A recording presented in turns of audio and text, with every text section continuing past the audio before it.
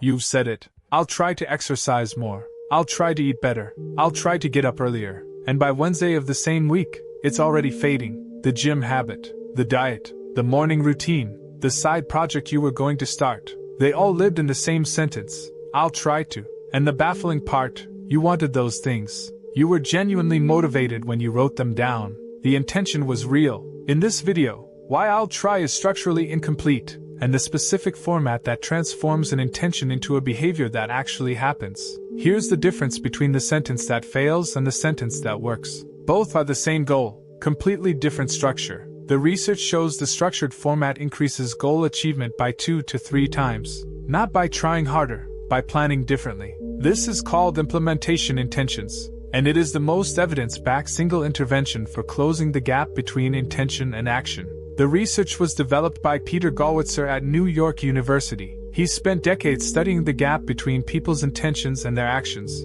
and found a specific, replicable way to close it. And here's why this video is different from the previous ones in this series. Everything before this was a diagnosis. This is the first treatment: dopamine prediction error, ego depletion, the Zeigarnik Effect, the planning fallacy. 4 reasons things fail. One format addresses all 4 at once. An implementation intention looks like this. When my alarm goes off at 7 a.m., I will put on my shoes and step outside. That's it. That's the format. Compare that to I'll try to exercise more. The first tells your brain exactly when to act and exactly what to do. The second leaves both questions open. To understand why this works, you need to understand why the vague version fails. Let's dissect this sentence. The word try does a lot of work in this sentence, and none of it is useful. 3 questions this sentence never answers. Ready? Question 1. When? I'll try to exercise more gives your brain no specific time. It's a floating intention. It can always be moved to tomorrow.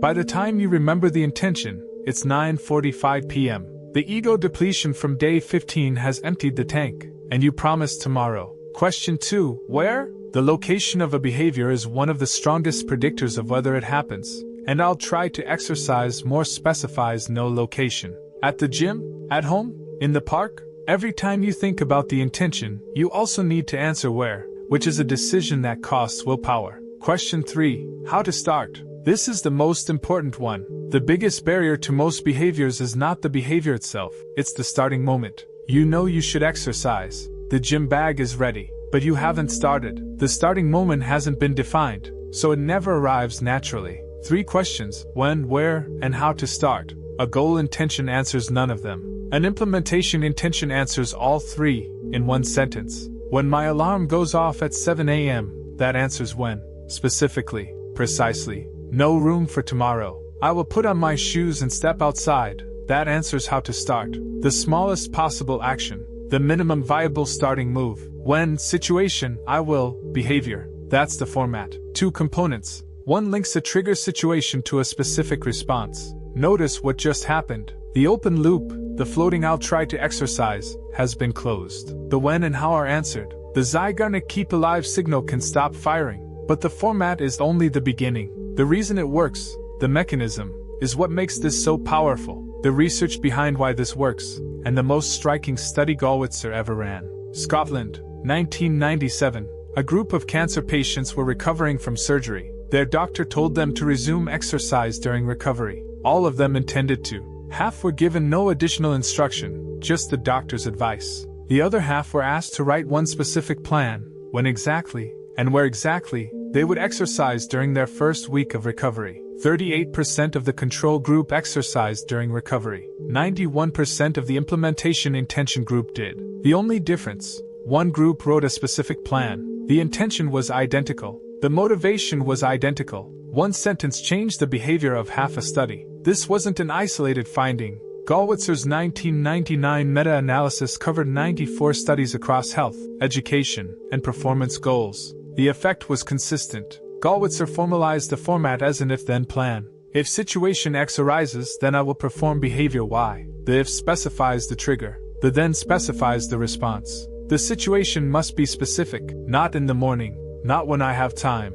A concrete, observable moment, when my alarm goes off, when I sit down at my desk, when I finish lunch. The behavior must be specific and small enough to be the starting action, not the full goal. I will exercise for an hour is too large. I will put on my shoes is the right size. When the alarm fires, the shoes go on. Not should I? Am I motivated? Is it a good day? Just shoes go on. The decision has already been made. Here's why that already decided quality matters so much, and it connects directly to every mechanism we've covered in this series. 3 mechanisms that explain why the if-then format works, and why it works even when you're tired, unmotivated, and depleted. 3 mechanisms. This is the part that changes how you understand behavior change. A second study, participants were asked to vote in an election. Half were also asked, when exactly will you go? Which route will you take? Where will you park? The implementation intention group voted at a significantly higher rate. In a real election, that margin changes outcomes. Notice the pattern across both studies. The behavior was already wanted. The information was available. What was missing? A specific situational link between the trigger and the action. The implementation intention is a bridge. On one side, the intention. On the other, the action. The bridge is the specific situational trigger. Without the bridge, you have to jump, and jumping requires motivation, willpower, and a perfect moment. With the bridge, you just walk. This is why I'll try keeps failing. It describes the destination, the cliff on the other side, but it doesn't build the bridge. Gollwitzer's conclusion: people who have strong goal intentions often fail to act because they don't specify how, when, and where they will act. Now, the 3 mechanisms that make the if-then format work. Ready? Mechanism 1. Situation accessibility. Here's what that means. Mechanism 1. Situation accessibility. When you form an if-then plan, your brain heightens its readiness to notice the trigger situation. The if part becomes a perceptual cue your brain actively watches for. Without a specific plan, the alarm goes off, and you might hit snooze, check your phone, or get distracted. With the if-then plan, the alarm fires the behavior automatically. Mechanism 2. Response automaticity. Once the trigger is noticed, the response fires automatically, without deliberate intent, without weighing options, without willpower. Gollwitzer describes the response as reflex-like. Not quite a physical reflex, but functionally similar. The trigger fires the behavior without passing through the deliberation system. This is the key insight that connects implementation intentions to ego depletion. The automatic response doesn't draw from the willpower resource. The tank can be empty, and the behavior still fires. Mechanism 3. Ego depletion bypass. Because the response is automatic, it doesn't require the resource that depletes. Studies specifically tested this, and found that depleted people performed as well as non-depleted people on tasks they had implementation intentions for. 3 mechanisms, all working simultaneously. The trigger becomes easier to notice. The response fires automatically, and it works even when you're depleted. Now let's connect this to the 4 mechanisms from the previous videos, because implementation intentions don't just work despite those mechanisms. They address them directly. Day 1. Dopamine prediction error causes motivation to fade once the novelty wears off. Implementation intentions don't rely on motivation, they rely on the trigger. Motivation optional. Days 3 and 15. Ego depletion. Self-control runs out. Implementation intentions bypass the resource entirely. The automatic response requires no willpower. Day 8. The Zeigarnik Effect. Open loops drain working memory. An implementation intention closes the loop. The when and how are answered, the keep alive signal stops. Day 10. The planning fallacy. We plan from best case scenarios and underestimate time. Specific implementation intentions force outside view thinking, when exactly requires realistic planning. 1 format addresses all 4 mechanisms. This is why it is the most evidence-backed single intervention for closing the gap between intention and action. You didn't need more willpower. You didn't need more motivation. You needed a better sentence. Now, 3 domains where implementation intentions change outcomes. Because understanding the format is one thing, seeing it applied is what makes it real. 1 clarification before the domains. Implementation intentions are not habit replacement. A habit fires without conscious thought at all. An implementation intention still requires noticing the trigger. It just makes noticing automatic and the response reflex-like. Implementation intentions are most powerful when a behavior is new, when the habit hasn't formed yet and the brain hasn't automated the trigger-response link. They build the bridge until the habit takes over. 3 domains. Starting with the one everyone tries and mostly fails at. Domain 1. Exercise and health habits. The most studied application. And the most transformative. 3 domains. Starting here. Ready? Domain 1. Exercise. The the most studied application of implementation intentions, and the place where the gap between I'll try and when then is most visible. I'll try to exercise more answers 0 of the 3 questions. When my alarm goes off at 7 a.m., I will put on my shoes and step outside answers all 3 in 17 words.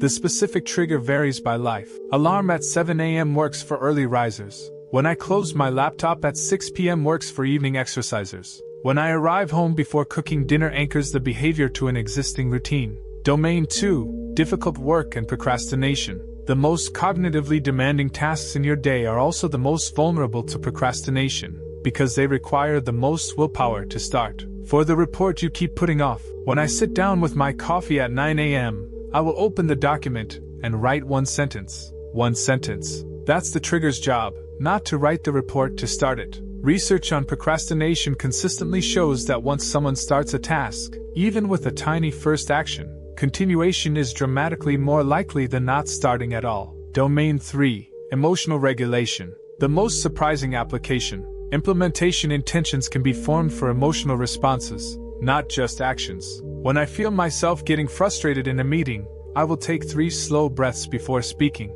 The emotional state is the if, the regulation behavior is the then. Same format, applied to feelings. Remember the message you regretted sending at 9 p.m.? That's the ego depletion plus impulse state. The implementation intention. When I feel the urge to send an angry message, I will write it in notes first and wait 10 minutes. 3 domains, 1 format. The if-then plan works anywhere that an intention needs a bridge to action, whether the trigger is external or internal. The most counterintuitive thing about implementation intentions, they are designed to work when you're not motivated. The trigger fires whether or not you feel like it. That's not a bug, that's the feature. The 9 p.m. depleted version of you doesn't need to feel motivated. The trigger fires. The shoes go on. The motivation follows the action, not the other way around. 4 components for writing an implementation intention that actually works. Build live, right now. Let's take the crumpled I'll try to exercise from the beginning, and build it into something that actually works. The 4-component formula, starting with specificity. 4 components. Component 1, situation specificity. Here's what that means in practice. 4 components. Let's build. Component 1, the specific situation, the if. This is the trigger. It must be a concrete, observable, external moment, not a feeling or a general time of day. Ask yourself, what is the single most reliable cue that marks when this behavior should happen? For exercise, when my alarm goes off at 7 a.m., specific time, specific trigger, no ambiguity, no sometime in the morning. The alarm is reliable. It fires every day whether or not you're motivated. Component 2, the minimum viable behavior, the then. This is the starting action, not the full goal, not even the second step, just the smallest possible move that begins the behavior. Ask, what is the tiniest action that initiates this behavior? For exercise, I will put on my shoes and step outside. Not run for 30 minutes, just shoes on, step outside. The run is almost inevitable once the shoes are on. The battle was always at the starting line. Component 3, obstacle anticipation. For your most important goals, add a second if-then for the most likely obstacle. If I feel too tired to step outside, I will still put on my shoes. The obstacle is named and pre-planned for. The tired feeling is the obstacle. Without the obstacle if-then, the tired feeling defeats the intention. With it, the tired feeling itself becomes the trigger for the minimum viable action. Component 4, location anchor. Adding a specific location to the implementation intention dramatically increases its power. When my alarm goes off at 7 a.m. in my bedroom, I will put on my shoes which are beside my bed and step outside. The location is an environmental cue that strengthens the trigger. This is the full implementation intention for the exercise habit. When my alarm goes off at 7 a.m., I will put on my shoes, which are beside my bed, and step outside. If I feel too tired, I will still put on my shoes. 4 components, 2 sentences. The crumpled I'll try is gone. The implementation intention is on the desk, specific, complete, and closed. The Zeigarnik loop is satisfied. The ego depletion bypass is in place. The planning fallacy corrected. The 4-component formula, specific situation, minimum viable behavior, obstacle anticipation, location anchor, 2 to 4 sentences, applies to any goal. Your action for tonight. Before this video ends, write 1 implementation intention, 1 goal, 4 components, 2 sentences, Starting with when, your specific trigger. You didn't need more willpower. You didn't need more motivation. You needed a better sentence. Write the sentence. The sentence is the fix. Now the close. The sentence is already enough. Here's what I want you to leave with. This is a different kind of video. Every video before this said, here is why things go wrong. This one says, here is what makes them go right. The fix was never complicated. 4 videos of diagnosis. 1 format for the cure. The if-then plan bypasses dopamine dependence, ego depletion, Zeigarnik open loops, and planning fallacy optimism, simultaneously. The mechanisms aren't your enemy, they're the terrain. The implementation intention is how you navigate it. The next video builds on this. Habit stacking, how to link implementation intentions to behaviors you already do automatically. The if-then plan gets even easier. One more thing, write yours tonight, not tomorrow, not when you have more time, tonight. Because I'll write it tomorrow is exactly the sentence this video was about. When you're done watching this, write the sentence. When X, you will Y. The next video, habit stacking, how to anchor new if-then plans to behaviors you already do. So the plan doesn't need a new trigger, it borrows one. That's linked right now.